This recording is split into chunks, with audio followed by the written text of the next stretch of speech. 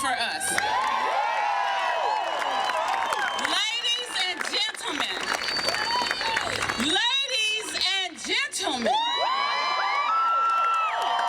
United States Senator Kamala Harris.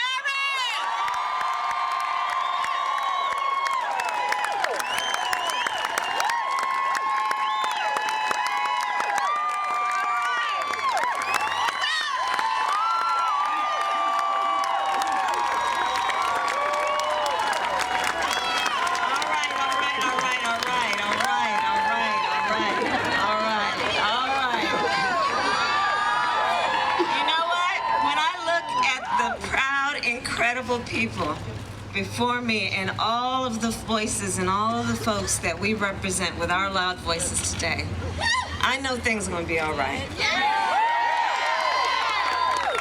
You know, and they may have taken the House, they took the Senate, they took the White House, but they did not take our power. Who's got the power? Who's got the power? We got the power. Who's got the power? We got the power. Who's got the power? We got the power. So we will fight. And we are not going to give up. You know, it is poignant in a sad way, Mitch Katz, that we are having this conversation as we honor an incredible American, Dr. Martin Luther King. And let's remember something. As part of that great civil rights agenda, which was all about what are civil rights, what represents the best of who we are and can be as a country, part of that civil rights agenda that Dr. King articulated was that access to health care is a basic fundamental civil right. So here's how I've been thinking about things in this post-11/8 world. Post-11/8, that's where we are, folks. So here's the thing. I think what we all know is this is quite clearly an inflection moment in the history of our country. I think this is a very pivotal moment. I think of this as that moment in time when Dr. King marched and fought. I think of this as that moment in time when my parents met, when they were graduate students at the University of California, Berkeley in the 1960s and active in the civil rights movement. It's an extraordinary, pivotal moment. It's a moment that many of us have experienced in our personal lives, you know, when circumstances and the situation required us to look in a mirror and with furrowed brow, ask a question, who are we? I think this is that moment in time for our country, where we are collectively being required to look in a mirror, and with furrowed brow, we are asking a question, who are we? Yeah. And LA, I believe the answer is a good one. Imperfect though we may be, I believe we are a great country. And part of what makes us great is we were founded on certain ideals. We were founded on those ideals spoken in 1776 when we said we are all and should be treated as equals. We were founded on ideals that say that there will be freedom of religion, freedom of association, that we will respect the dignity and the individuality of all people, and that we will, in allowing a pursuit of happiness, also understand part of that means allowing access to meaningful health care. Those are the fundamental principles upon which we were founded. Those are the ideals upon which we were founded. And so I say, take back the flag. This is our country. And let's be clear about something. When we are fighting to say all of us should be entitled to access to health care, when we say the Affordable Care Act should not be repealed, this is fundamentally about fighting for the best of who we can be as a country. And you know, I think there are two definitions of what it means to be a patriot. There's one definition that suggests you defend your country whatever it does. And then there is the kind of patriot I know us all to be. the kind that will fight each and every day for the ideals of our country. That's what this is about.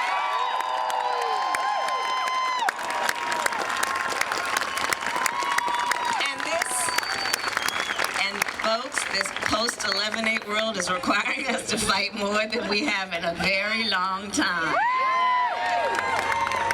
So I've been in D.C. the last couple of weeks. I'm so glad to be home. And so we had this thing called Vote-A-Rama. So I'm walking around those halls, you know, I don't know where anything is. I'm just walking around. I got lost half the time. All these young students were just all eager to be there, were showing me where to go. Very humbling indeed. And so we had this day and night called Vote-A-Rama, and I'm like, what is Vote-A-Rama? And it turned out to be a night that ended at about 2 in the morning, where mostly the Republicans were offering their amendments, and in this case, that would destroy one of the most significant public policy initiatives that we as a country have seen since Social Security, and that was the Affordable Care Act. And it was extraordinary. It was extraordinary, and it was extraordinary to watch, because there I am in the Senate chambers, and for any of you who have seen it or been there, it's an awesome place, right? The things that have happened there, that have been when we were at our best about fighting for who we are at our best.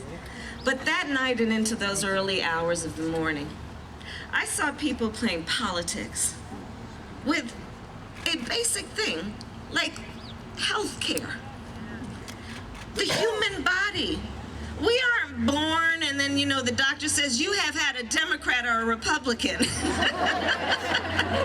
are certain things that have to just be fundamental about what is right and not partisan. This isn't even bipartisan. This should be a nonpartisan issue. They have got to stop playing politics with our bodies.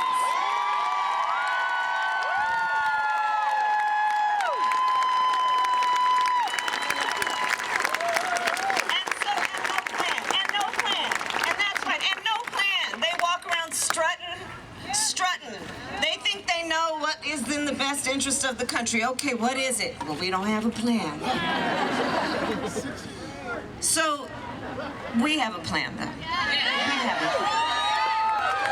And part of our plan is, as we go forward, articulating to our neighbors and friends. I mean, I know a lot of us, we are native Californians. A lot of us have chosen California as our home, and we know people all over the country. And so people have been coming up to me, Kamala, what can I do? Well, remember, our voice is our power, and right now that means getting on the phone and texting and emailing and calling up folks who you know all over the country and reminding them about what is at stake if the Affordable Care Act is repealed. Remind them, for example, that if you have a pre-existing condition like asthma or high cholesterol, diabetes, repeal means insurance can deny coverage or charge extremely high premiums. That's not a Democrat or Republican. Why are they playing politics with that? If you are a woman, repeal means paying more for birth control, for mammograms, higher premiums for just being a woman. And I am about to say, now let's be clear about this. I'm just going to go real basic right now.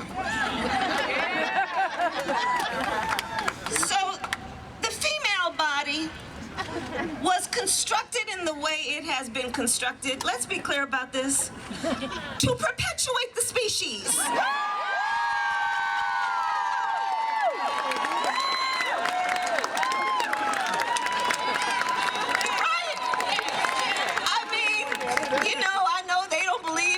Change, and therefore, you know, they must not really care about extinction of certain species, but you know, the reality is, if you don't take care of a woman's body and her health needs, and in particular her reproductive health needs, you are risking the end of the species. Let's be clear about that. Keep it real.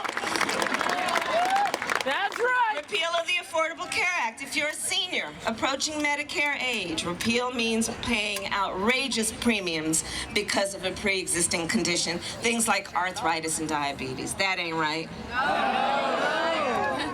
If you are a senior with Medicare, repeal means higher premiums, co-pays, and deductibles, including higher prescription drug costs. That ain't right.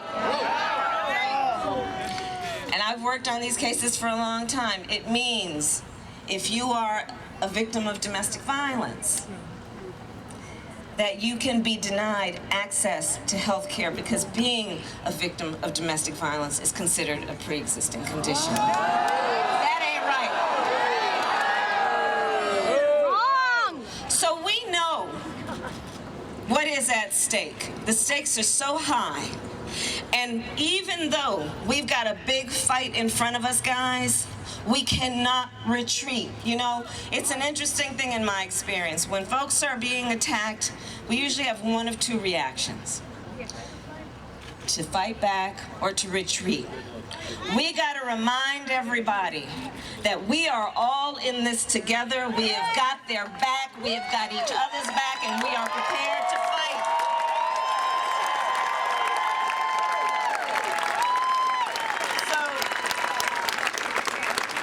I'm going to close my point with a reminder of something the wife of Dr. Martin Luther King, Coretta Scott King, famously said. I'll paraphrase. Coretta Scott King famously said, "The fight for civil rights," and so read into that, the fight for justice, the fight for equality, the fight for civil rights must be fought and won with each generation. Now, when she said that, I think she had 2 points in mind. One is, it is the very nature of this fight for civil rights and equality and justice that whatever gains we make, they will not be permanent. Yes. It's the nature of it. Understanding that, then, the second point is, do not despair. Do not be overwhelmed. Do not throw up our hands when it is time to roll up our sleeves and fight.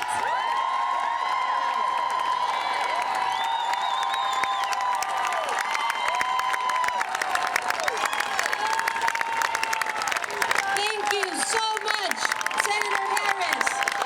Thank you also to our elected officials, Supervisor Hilda Solis, Congress members Pete Aguilar, Ann Berrigan, Assembly members Gomez Plum, Reyes,